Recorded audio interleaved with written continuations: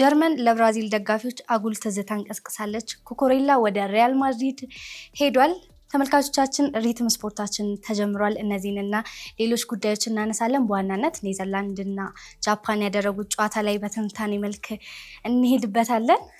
እኔ ሀናም እንዳውንና እዮብ ተሰማ ከትንታኔዎች ጋር አብረናችሁ የምንቆይ ይሆናል። እዮብ እንዴት ነክ? አለን። በመጀመሪያ ስለ ኩኩሬላ እናንሳ። ከጆዜ ቡድን እንጀምር አይደል?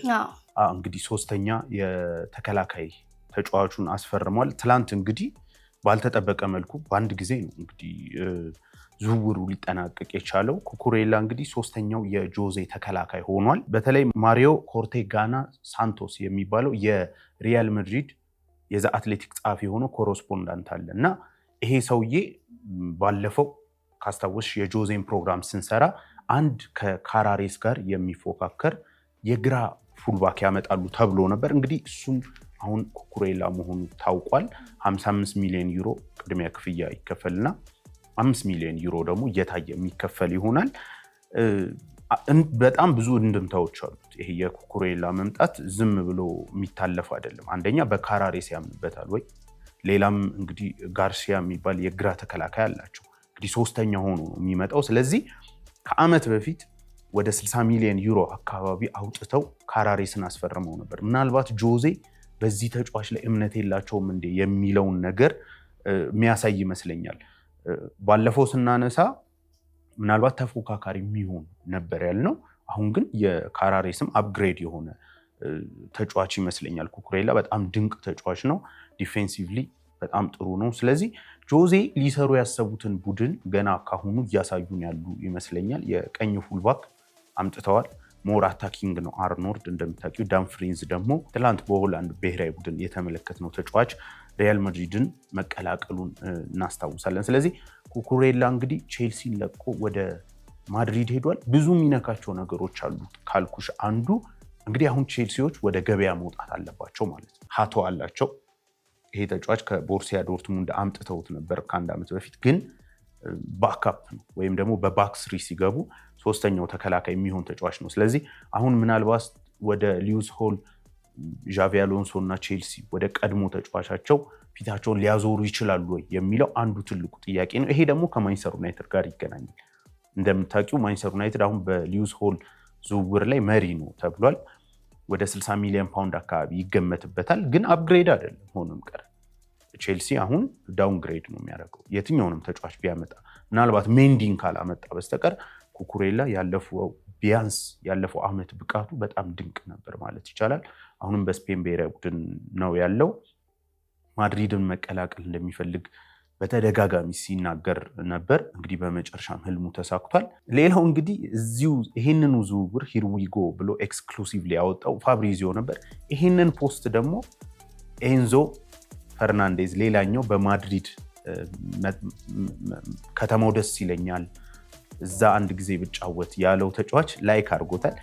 ይሄንን ደግሞ ራሱ ፋብሪዚዮ ዘገባውን ሰርቶታል እና ቼልሲ ምን ውስጥ እንዳለ በጣም የሚያሳይ ይመስለኛል። ብዙ ኮከቦቹ መውጣት እየፈለጉ ነው። ለዚያውም ባልተጠበቀ መልኩ። ብዙ ጊዜ አይታይም እንደዚህ ኮከብ ተጫዋቾች ሞር ፖለቲካሊ ነው የሚያወሩት። ይሄ ባንዴ ወጥተው አያወሩ መውጣት ፈልጋለሁ እና ባልተጠበቀ መልኩ ሁለቱም ተጫዋቾች ለስፔን ብሔራዊ ቡድን በኢንተርናሽናል ብሬክ ወቅት ሲሄዱ ይህን ነገር ተናግረው፣ እንዲሁም ኤንዞ ታስታውሻለች፣ ኤንዞ ወደ አርጀንቲና ሲሄድ የሁለት ጨዋታ ቅጣት ተላልፎበት ሁላ ነበር እና አሁን ተከታዩም እሱ ይመስላል። ግን ቫሊዩ የሚደረገው 120 ሚሊዮን ፓውንድ፣ ሪያል ማድሪድ 120 ሚሊዮን ፓውንድ ያወጣሉ የሚለው ትልቁ ጥያቄ ይመስለኛል። የዛ አትሌቲኩ ጸሐፊ እንግዲህ ሳሚ ከዲራም የጆዜ ሞሪኖ የኮቺንግ ስታፍን ይቀላቀላል ብሏል። ባለፈውም እዛ ዝርዝር ጽሁፉ ላይ አጋርቶ ነበር። አሁን እንግዲህ ኦልሞስት ወደ ማለቁ ሄዷል። ከዲራ የስፔንን እግር ኳስ ያውቃል። ሪያል ማድሪድ ቤቱ ነው።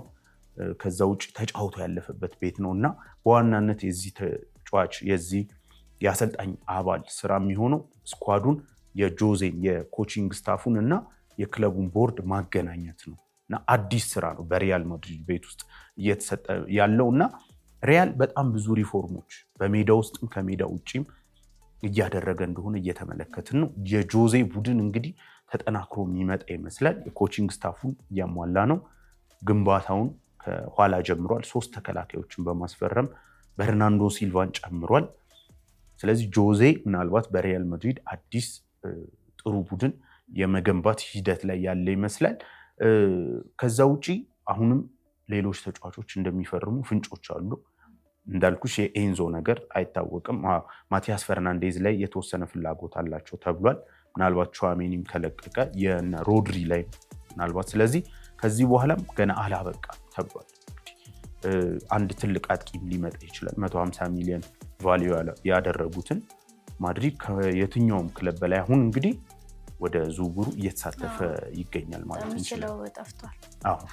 በጣም ገና እኮ የዝውውር መስኮቱ ይሄ ሞቅ እንኳን አለ፣ ግን ስራቸውን እየገደሉ ነው በጣም። ግን እዚህ ጋር ሊነሳ የሚገባው የዝውውር ዜና የሚሰሩት ኤክስፐርቶች እንኳን በጣም ነው የገረማቸው። አንድ ሊክ ያደረገው ወሬ አልነበረም ደንስ ይባል እና የስራቸውን ጥራት ነው። እንዲሁም አንዳንድ ትዊተር ላይ ስመለከት የዩናይትድ ደጋፊዎች የኛስ በማለት ሲጠይቁ ነበር። እና ጆዜ እንግዲህ በማድሪድ ቤት በጣም ትልቁን ስራውን እየሰራ ነው። ኮቺንግ ስታፉ እንዳልኩሽ ተሟልቷል። ተጫዋቾች እየፈረሙ ነው።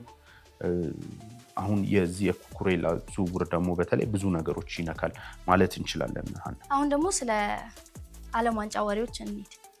የብራዚል እና የሞሮኮ በጣም በብዙዎች ዘንድ ሲጠበቅ ወደ ነበረው ጨዋታ ነው። እንግዲህ እዚህ ጋር የኔን ሀሳብ ስሰጥ እንግዲህ እንደኔ ብራዚል እንደ ቡድን ተቀናጅቷል ብዬ አላሰብኩም።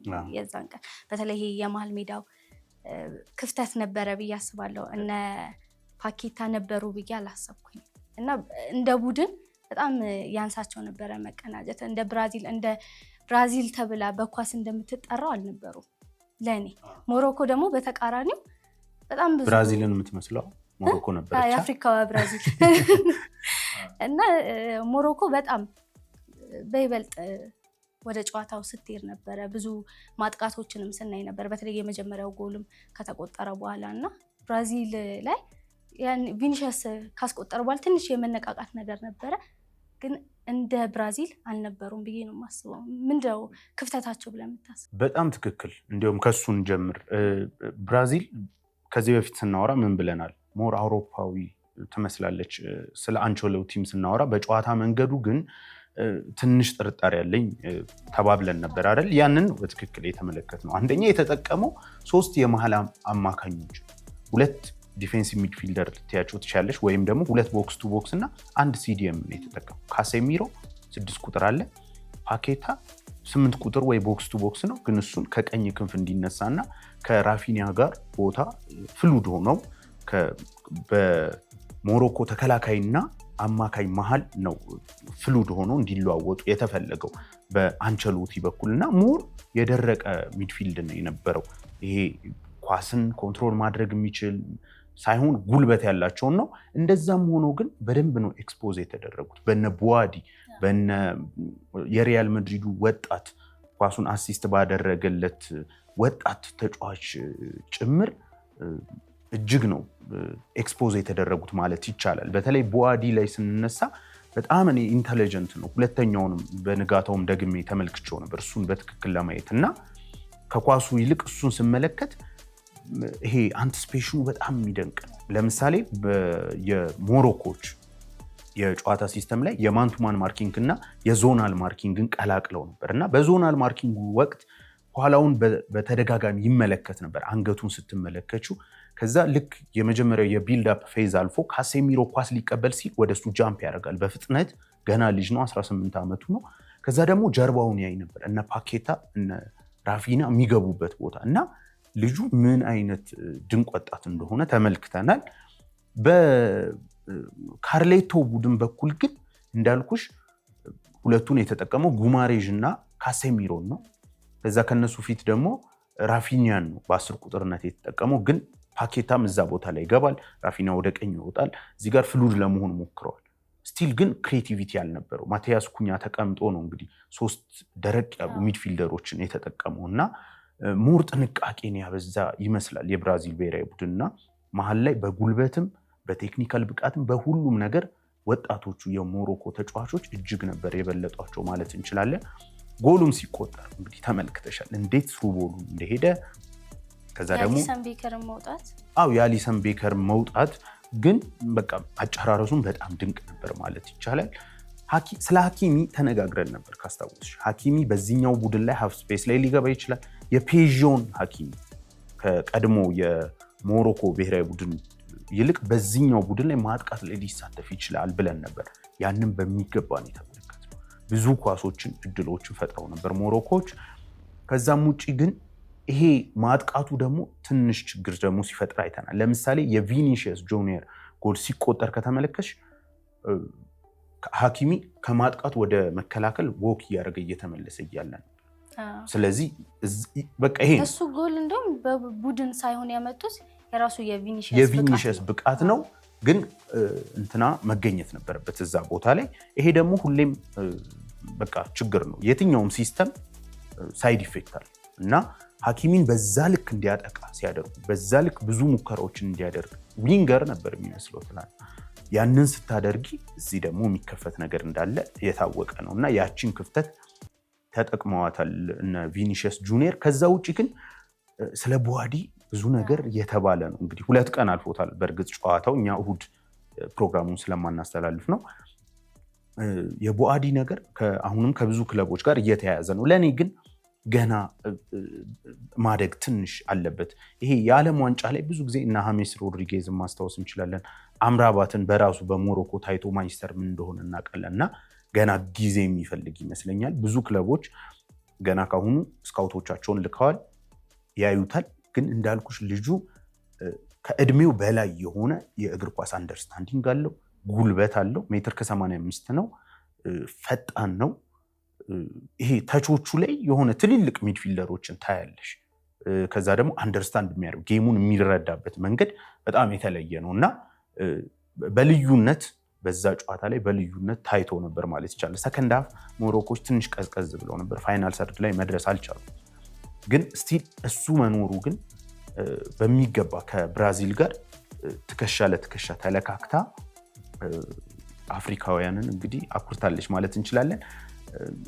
ብዙ ርቀት እንደምትሄድ ግን ገና ካሁኑ ታስታውቃለች። ለዚያው በዛኛው ስታይል አይደለም፣ ይሄ ኳስ ለቆ በመከላከል አይደለም። ከኳስ ጋርም በጣም ጥሩ ተጫዋቾች ያለው ቡድን ሆኖ አግኝቼዋለሁ ሞሮኮን። እስቲ ስለ ኔዘርላንድ እና ጃፓን እና ጃፓንን በጣም ሰርፕራይዚንግ ቲም ነው ሊሆን ይችላል ስንል ነበር። ምናልባት ያለፉት 2 ቀናት ትልቁ ጨዋታ ይመስለኛል።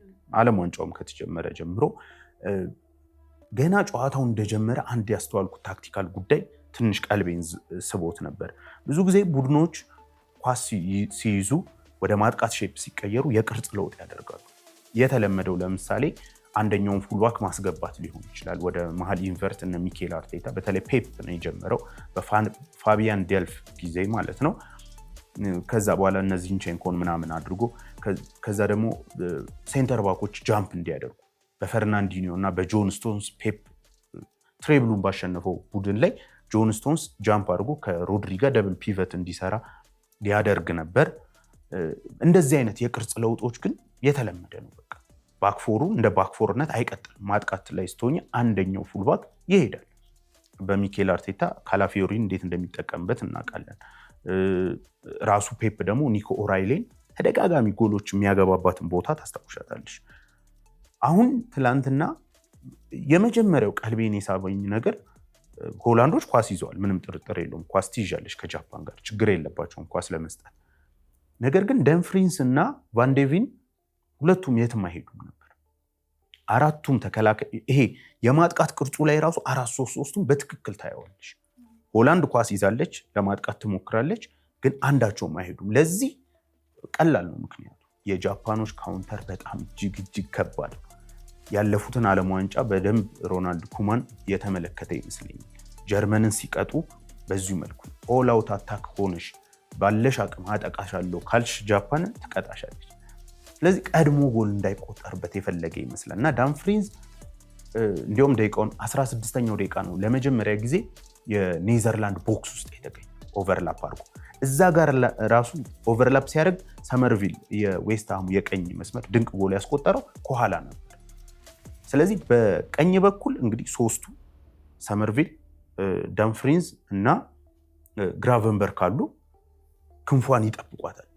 ሁለቱ ከሄዱ አንዱ ይመለሳል እና ባክፎሩ ግን ይሄ ሬስት ዲፌንሱ ላይ ባክፎር ሆኖ ነበረ ሲቀጥል የነበረው እና ይሄ የ3-1-6 ማጥቃት የ3-2-5 ማጥቃት የ3-2-5 ማጥቃት ግን ብዙ ጊዜ ምናየው በሊግ ውድድሮች ላይም በተለይ በብሔራዊ ቡድን ላይ ወደ ጀርመን ስንመጣ የምናነሳው ይሆናል እና ይሄ መጀመሪያ ያየሁት ትልቁ ነገር ነው። ጃፓኖች ኮምፓክት ሆኖ ሲከላከሉ ነበር። በዋናነት ሀሳባቸውን ፍራንኪ ዲዮንግን ከጨዋታ ውጭ ማድረግ። ፍራንኪ ከ2019 ጀምሮ ለእኔ በጣም ከምወዳቸው ሚድፊልደሮች አንዱ፣ ከዛ ምርጡ የኤሪክ ቴን ሃግ የአያክስ ቡድን። እንዲሁም ኤሪክ ቴን ሃግ በዩናይትድ ቤት እንዳይሳካለት ይሄ ዝውውር ከባርሳ በመጨረሻ ሰዓት በመጨናገፉ ነው ብዬ ነው ማምነው እና ፍራንኪ እስካልተጎዳ ድረስ ፍራንኪ በጤና እስካለ ድረስ በጣም ድንቅ የሆነ ተጫዋች ነው። እንደዛም ተይዞ ግን ጨዋታውን ኮኔክት ሲያደርግበት የነበረው መንገድ ድሪብል እያደረገ ይሄ በጥልቀት የሚወጣበት መንገድ ፕሬስ ሬዚስታንስ አይ ዶንት ኖ በሱ ሌቭል መኖሩ ምናልባት ፔድሪ እና ቪቲኒያ ናቸው። በሱ ሌቭል የፈለገ ፕሬስ ለምን ለአራት አታደርጊው ኳሱ ከራሱ ጋር ለጥፎት ነው የሚሄደው እና ሮናልድ ኩማንም እንዳልኩሽ ዲፌንሲቭ እንትኑን ባላንሱን ለመጠበቅ አራቱን ባክፎሮች እንዳያጠቁ አደረገ። ዳምፍሪንስ በሄደባቸው ፈርስት ሃፍ አንዴ ወይ ሁለቴ ነው ኦቨርላፕ አድርጎ የሄደው።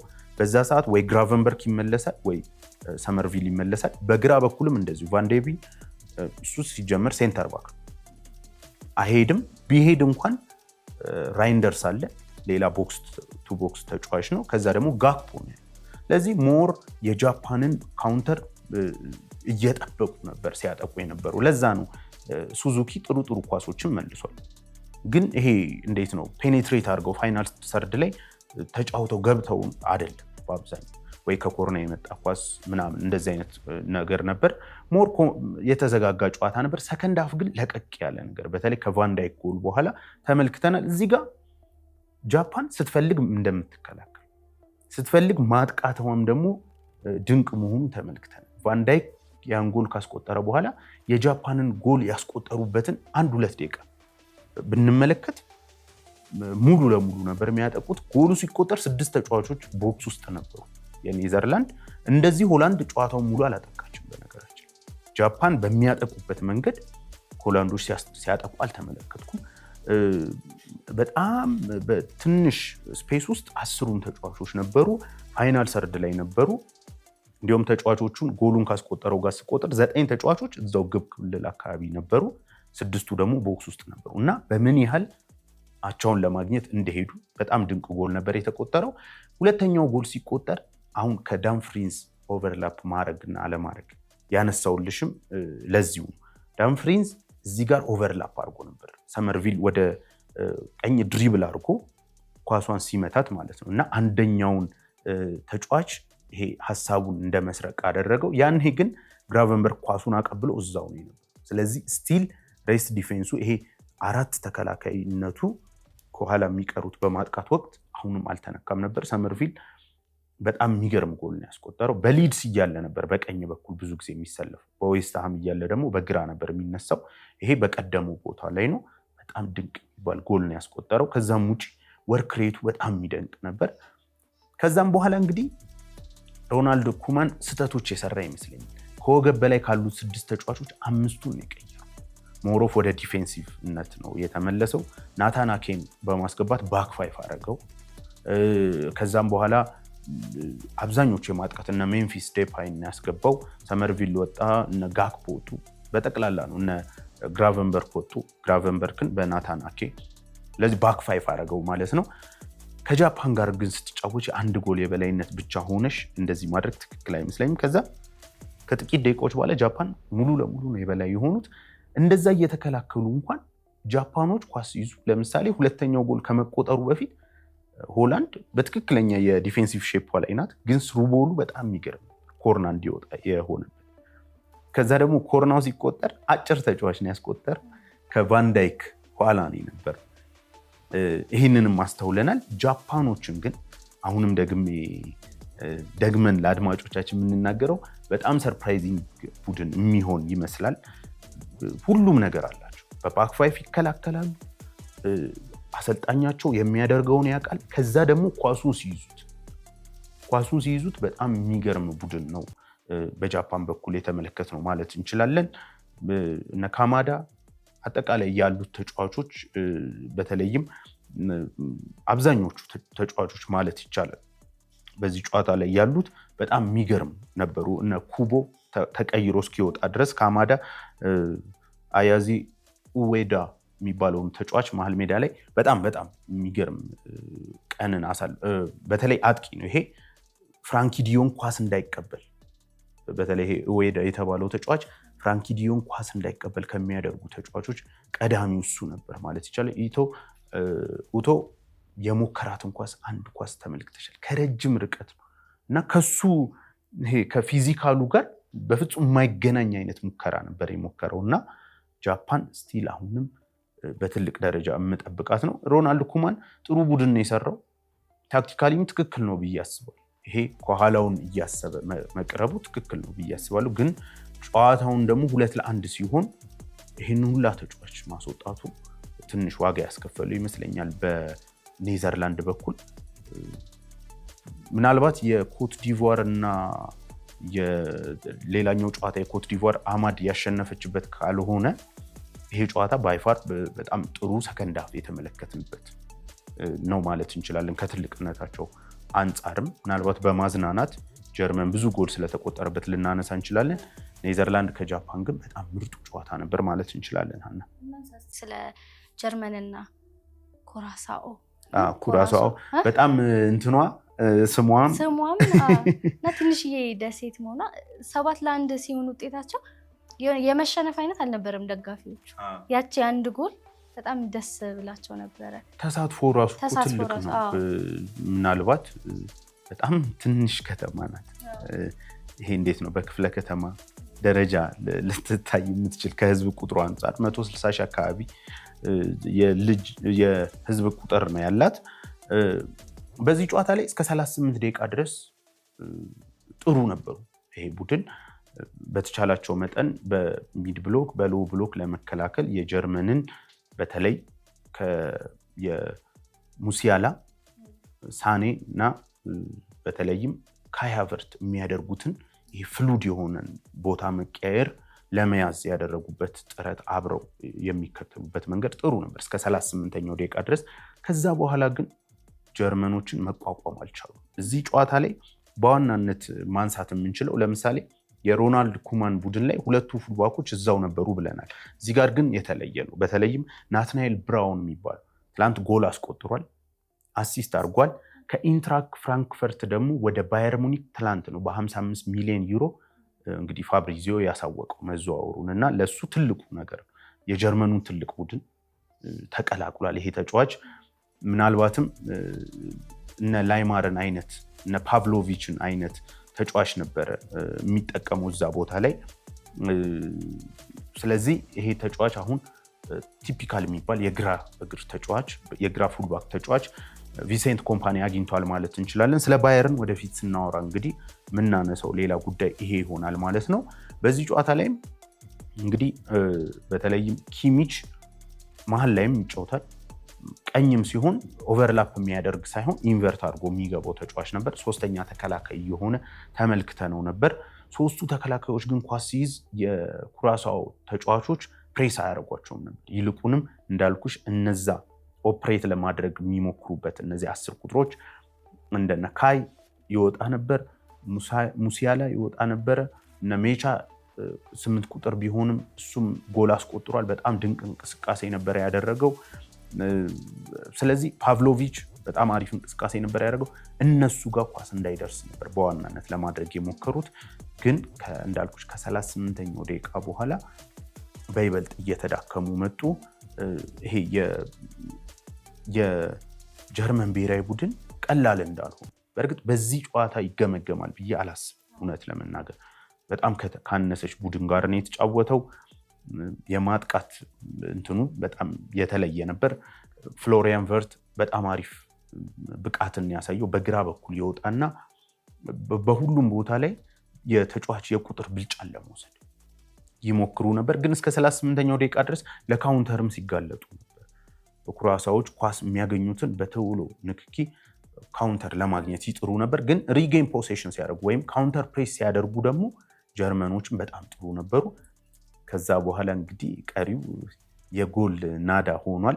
ካይ አስቆጥሯል። እንግዲህ እነ ሜቻ አስቆጥሯል። እነ ናትናኤል ብራውን አስቆጥሯል። በጣም በጥሩ ሁኔታ ኦልሞስት ጀርመን የማለፏ ነገር ያን ያህል እንትን አይደለም። ባለፈውም እንግዲህ በአውሮፓ ዋንጫ ይመስለኛል በእንደዚሁ አይነት ድል ነበረ ስኮትላንድን 5-1 በማሸነፍ የሙሲያላ የቨርት ጥምረት በዚሁ ቡድን ውስጥ በጣም ድንቅ ሆኖ ነበር የተመለከትነው ስፔን ባነሳችው የአውሮፓ ዋንጫ ላይ እና አጀማመር ላይ ያን ያህል አሁን ይሄ ብዙ የሚያስፈነጥዝ አይደለም። ነገር ግን ወደ ግማሽ ፍጻሜ ሲያልፉ ከነ ፈረንሳይ ጋር ከነ ስፔን ጋር መፎካከር ይችላሉ ወይ? አሁን እሱ ነው ትልቁ ጥያቄ እንጂ ይሄ ያን ያህል እንትን የሚባል አይደለም። ግን በቅርጽ ደረጃ እንዳልኩሽ ናትናኤል ወደ አታኪንግ ሲሄድ በተለይም ደግሞ ኪሚች ሶስተኛ ተከላካይ የሆነ ኳሶችን ያስጀምር ነበር። ይሄንን በዋናነት ተመልክተናል። ከፊት ያሉት ደግሞ ፍሉድ የሆኑ የማጥቃትን መንገድ በጀርመን ብሔራዊ ቡድን በኩል ተመልክተናል ማለት ነው። በብራዚል ተይዞ የነበረው ነው የዓለም ዋንጫ አስታወሷቸው አይደለ? ሰባላንዱን ይደረጋል። 237 ነበር የብራዚል በዓለም ዋንጫ የግብ ብዛቱ። አሁን ጀርመን 239 አድርገዋለች። ስለዚህ በአንደኝነት ማለት ነው። በጣም ጀርመን ሌላኛዋ የዓለም ዋንጫ ላይ ትልቅ ታሪክ ያላት ቡድን ናት። ከ2014 በኋላ ግን ብዙም መጠጋት አልቻለችም። የ2014 ያ የነ ማሪዮ ጎትሰ ጎል አስቆጥሮ የአርጀንቲና ደጋፊዎች ልባቸው የተሰበረበትን ጨዋታ እናስታውሳለንና ጀርመኖች በዲዛይን በነገራችን ላይ ይሄን ቡድን ያመጡት ለ20 ዓመታት አካባቢ የነ ሚሱት ኦዚል ትውልድ ለ20 ዓመት የተለፋበት ነው። የ2010 ቡድን 2010 ላይ ደረሱ። እንዲያውም አዳዲስ የፉትቦል ሀሳቦች የመጣበት ለምሳሌ ካውንተሮች በ6 ሰከንድ እዛኛው ሜዳ ላይ መድረስ የነ ሚሱት ኦዚል የነ ቶማስ ሙለር ቡድን እናስታውሰዋለን። የነ ፊሊፕ ላሃም ቡድን እና ከዛ ደግሞ 2014 ላይ ዋንጫው ማሳካት ችለዋል እና ምን ያህል ከግራስሩት ሌቭል ጀምሮ ሰርተው እዛ እንደደረሱ ለብዙዎች ትምህርት ነው ማለት ይቻላል። ከዛም በኋላ የትውልድ ችግር የለባትም። በአንዳንድ ሁኔታዎች ትወድቃለች እንጂ እንዲያውም የጆዋኪም ሎው ቡድን 2018 ላይ ትንሽ ተስፋ አስቆራጭ ነበር። 2022 ላይ ብዙ ጥሩ የሚባል ነበር ማለት አይቻልም። ግን አሁን ላይ በጣም አሪፍ ቡድን ነው እየተሰራ ያለው ማለት እንችላለን። ኮምፒት ያደርጋሉ አላውቅም፣ ያጠራጥረኛል እውነት ለመናገር ከነ ፍራንስ ከነ ስፔን ጋር ማስቀመጥ ይከብደኛል። ግን እንደ ኩራሳው አይነት ቡድን ስታገኝ ደግሞ እንዴት ኤክስፖዝ ማጋለጥ እንደሚቻል በደንብ የሚያውቅ አሰልጣኝ እና ተጫዋቾች አላት ማለት ይቻላል። ስለ አይቮሪ ኮስት ከኢኳዶር ጨዋታ ዲያሎት 90ኛው ደቂቃ ላይ አግብቷል። ተቀይሮ ገብቶ ነው እንግዲህ አማድ ዲያሎ ይሄን ጎል ማስቆጠር የቻለው። ለሊት 8 ሰዓት የተደረገ ጨዋታ ነው። በጣም አሪፍ ከሚባሉ ጨዋታዎች አንዱ ነው ማለት ይቻላል። በጣም ተመጣጣኝ ነበር። ፖሴሽን ሼር አድርገዋል። ሙከራዎቹን ብታይ ጥሩ የሚባል ነው። ነገር ግን አማድ ዲያሎን ቤንች አድርጎ ነበር የጀመረው ይህ አሰልጣኝ። በመጨረሻ ደግሞ አዳኛቸው ሆኖ መጥቷል። እንግዲህ አማድ በአይቮሪ ኮስት እና በማንቸስተር ዩናይትድ ሁለት የተለያየ ተጫዋች እየሆነ ነው ብዬ አስባለሁ። በተለይ የማይክል ካሪክ ሰለባ ከሆኑ ማይክል ካሪክ በመምጣቱ ካልተመቻቸው ተጫዋቾች አንዱ ይመስለኛል። አንድም ጎል አላስቆጠረም በማንቸስተር ዩናይትድ። በተለይ ሩበን አሞሪም ተመችቶት የነበረ ተጫዋች ነው በዛ በዊንግ ባክነት ሚናው። ሩበን አሞሪምም ሲሰናበት እንግዲህ በጣም ጥሩ መልእክት ካስተላለፉለት አንዱ ነው በሶሻል ሚዲያው ላይ እና አማድ ዲያሎ በአይቮሪ ኮስት ጎሎችን ያስቆጥራል። ባለፈውም ፈረንሳይን ሲያሸንፉ በፍሬንድሊ ማች አስቆጥሯል። የአፍሪካ ዋንጫዎች ላይ ያስቆጥራል። በማንቸስተር ዩናይትድ ግን የተመቸው ነገር እንደሌለ ነው የተመለከትነው። በትላንትናውም ጨዋታ በጣም ወሳኟን ጎል ማለት ይቻላል ኮት ዲቯር እንግዲህ ሌላኛው የአፍሪካ ቡድን ሆና ያሸነፈች ብቸኛው ሀገር እስካሁን ሆናለች ማለት እንችላለን። 3 ነጥቡን የወሰደች ሀገር ማለት እንችላለን። ጥሩ የሚባል ኢንድ ቱ ኢንድ የምትየው አይነት ጨዋታ ነበር ማለት መመላለሶች ነበሩት። በጣም ሙከራዎች ተመጣጣኝ የሆነ እስካሁን ካየናቸው ጨዋታዎች እንዳልኩሽ የኔዘርላንድ እና የጃፓን ሰከንድ ሃፍ በጣም ምርጡ ጨዋታ ነው። ከዛ ቀጥሎ ግን ይሄ ሌሊት ተነስተን የተመለከትነው ጨዋታ ነው። አማድ ዲያሎ ደግሞ አዳኛቸው ሆኖ መጥቷል። የደስታ አገላለጻቸውንም መመልከት ትችላለሽ ምን አይነት እንደነበር እና አማድ ለምንድን ነው በዩናይትድ ማይመቸው በኮት ዲቯር ግን የሚመቸው የሚለው ትልቁ ጥያቄ ይመስለኛል አሁን መነሳት ያለበት። ማይክል ካሪክም ይህን የሀገራት ጨዋታዎች በደንብ መመልከት አለበት። ምክንያቱም ወይ ዲፌንሲቭ ሪስፖንሲቢሊቲ በዩናይትድ ቤት ይበዛል አላውቅም። ምክንያቱም ዊንግ ባክ ሆኖ ፕሮዳክቲቭ ነበር በአሞሪም ጊዜ። ነገር ግን አሁን ዊንገር ነው የሆነው። የበለጠ ሊመቸው ይገባ ነበር። ምንም አይነት የጎል ተሳትፎ በእንቅስቃሴ ራሱ ከአሞሪም መውጣት በኋላ ምናልባት በሲቲው ጨዋታ ከአፍሪካ ዋንጫ በተመለሰበት ጊዜ በጣም ድንቅ የሆነውን አማድ ዲያሎ የተመለከት ነው። ከዛ ውጭ ከአርሰናሉ ጨዋታ ጀምሮ ምናልባት ወጣ ገባ እያለ በብራይተኑ ጨዋታ ነው የተመለከት ነው። ይሄ የዚህን ተጫዋች ምርጥ ብቃት። አሁን ግን በዓለም ዋንጫው እንግዲህ ከቤንች ቢነሳም ጎል ማስቆጠር ችሏል። በሚቀጥሉት ጨዋታዎች ግን በቋሚነት ሊሰለፍ ይችላል ብዬ አስባለሁ። እነ ዲያማንዴ ጥሩ እንቅስቃሴ አድርገዋል። በሊቨርፑል የሚፈለግ ሌላኛው ተጫዋች ነው። ይህም ተጫዋች ፔፔ በአማድ ቦታ የገባው ተጫዋች እሱ ነበር፣ ግን 56ኛው ደቂቃ ላይ ተቀይሮ መግባት ችሏል። በጣም የተሟላ ተጫዋች ከሚባሉት አንዱ፣ ምናልባት ጥቂት ነገሮችን ብቻ ማስተካከል ያለበት ይሄ ፋይናል ሰርድ ላይ ውሳኔዎቹን ማስተካከል ያለበት ተጫዋች ነው። ከዛ ውጭ ግን ይሄ ወርክሬቱ በጣም የሚደንቅ ነው። መከላከል የሚችል ለአሰልጣኞች የሚመች ዊንግ ባክ እንዳልኩሽ አንድን ዊንገር ተነስተሽ ዊንግ ባክ ማድረግ በጣም ከባድ አሁን ባለው ፉትቦል። ለምሳሌ አንደኛው ሴሜኒዮ ወደ ሲቲ እንዲሄድ ከመረጠበት መንገድ አንዱ ዊንግ ባክ ላይ መጫወት በዩናይትድ አለመፈለግ እንደ አንድ ምክንያት ሲነሳም ነበር እና ኮከብ ተጫዋቾች ብዙ ጊዜ ለራሳቸው ቅድሚያ ይሰጣሉ የሚመቻቸውን ቦታ። አማድ ግን እንደዚህ አይነት ነገር የሚያውቅ አይደለም። በየትኛውም ቦታ ብሰለፍ ሜዳ ውስጥ ልግባ እንጂ ችግር የለብኝም የሚል አይነት ተጫዋች ነው። ስለዚህ ይሄ ተጫዋች እንግዲህ ትላንት ኮት ዲቯርን ማዳን ችሏል። እንዳልኩሽ ግን ፋይናል ሰርድ ላይ ውሳኔ ችግሮች አሉበት። አሁን በማንቸስተር ዩናይትድም አመት ሙሉ የምናየው በጣም ጥሩ ጊዜያትን ያሳልፋል። በተለይ ላስት ይር በጣም ድንቅ የሚባለው በዩናይትድ ከመጣ ጀምሮ ድንቁን አመት አሳልፏል። ዘንድሮ ግን ይሄ ትልልቆቹን ስራ ገድሎ ድሪብል አድርጎ 2-3 ተጫዋች ቀንሶ መጨረሻ ውሳኔዎቹ ላይ ግን አሁንም ትልቅ ተጫዋች ለመሆን ከፈለገ እነዚህን ውሳኔዎች መቀየር ወይም ደግሞ ኢምፕሩቭ ማድረግ አለበት ብዬ አስባለሁ። በኮት ዲቯር ብሔራዊ ቡድን ግን ከዚህ በኋላ እንግዲህ የምናየው ይሆናል በምን አይነት መንገድ የሚጫወት እንደሆነ። በኋላ እንግዲህ ስዊድን 5-1 አሸንፋለች። በዛው ምናልባት ማንሳት ካለብን አሌክሳንደር አይዛክ ለዮኮሬሽ አሲስት አድርጎለት ዮኮሬሽ አስቆጥሯል። ዮኮሬሽ ደግሞ አሲስት አድርጎ አሌክሳንደር አይዛክ አስቆጥሯል። በተነጻጻሪነት ዮኮሬሽ ጥሩ የሚባል አመት አሳልፏል፣ ዋንጫ አሸንፏል። አሌክሳንደር አይዛክ ግን በሊቨርፑል ቤት በጉዳት ነው ረጅም ጊዜ ያሳልፈው እና ይሄ ወርልድ ካፕ ምናልባት የሪዴምፕሽን ሊሆንለት ይችላል። ይሄ እንዴት ነው አመቱን በጥሩ የሚቋጭበትና ለሚቀጥለው አመት ጥሩ ነገሮችን የሚያዩበት ይመስላል። ስዊድን በጣም በጥሩ ሁኔታ ጀምራለች። በማጣሪያ ጨዋታዎች እንዴት እንደተቸገረች የምናስታውሰው ነው እና ይሄም ሌላኛው የሚነሳ ነገር ነው። ሀና እሺ እንግዲህ ተመልካቾቻችን ሪትም ስፖርታችን ይህንን ይመስል ነበር። የሪያል ማድሪዱን የኩኩሬላን ዝውውር፣ የሞሮኮ እና የብራዚልን ጨዋታ እንዲሁም ደግሞ ወደ መጨረሻ ላይ የነ ስዊድንን የነ ኔዘርላንድን የዓለም ዋንጫ ጨዋታዎችን እየዳሰስን አብረናችሁ ነበር። ስለተከታተላችሁን እናመሰግናለን። ሰላም።